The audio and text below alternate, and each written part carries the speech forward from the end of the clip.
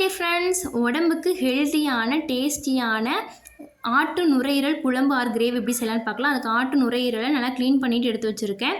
அதாவது உப்பு மஞ்சத்தூள் போட்டு கழுவி எடுத்து வச்சுருக்கேன். இன்னொரு பாத்திரத்தில் மசாலா ரெடி பண்ணி வச்சுருக்கேன். தேங்காய், கடலை, இஞ்சி, பூண்டு, கொஞ்சமாக கிராம்பு, பட்டை, அதுலேயே கொத்தமல்லி தழை, சின்ன வெங்காயம் இதெல்லாம் அரைச்சி எடுத்து வச்சுருக்கேன். இன்னொரு பாத்திரத்தில் ஆயில் ஆட் பண்ணிவிட்டு கொஞ்சமாக சோம்பு ஆட் பண்ணி நல்லா பொரிஞ்ச பிறகு அதில் தக்காளி பழம், வெங்காயம், கருவேப்பிலை இதெல்லாம் ஆட் பண்ணியிருக்கேன். அதுலேயே உப்பு தேவையான அளவு, மஞ்சத்தூள், மிளகாய்த்தூள், அதுலேயே கொஞ்சமாக சீரகத்தூள், கறி மசாலா தூள் இதெல்லாம் ஆட் பண்ணியிருக்கேன். இது வீட்டிலே ரெடி பண்ண கறி மசாலா தூள்.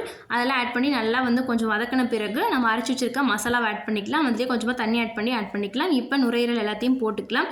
போட்டுட்டு இதில் தண்ணி தேவையான அளவு ஆட் பண்ணிக்குவோம். ஆட் பண்ணி நல்லா கொதிக்கணும். கொதித்த பிறகு உப்பு காரெல்லாம் செக் பண்ணிவிட்டு ஒரு 6 விசில் விட்டு இறக்குனா சூப்பரான நுரையீரல் குழம்பு ரெடி ஆயிடுச்சு. இதே கொஞ்சம் நேரம் வச்சு இறக்குனிங்கன்னா சூப்பரான நுரையீரல் கிரேவி ரெடி.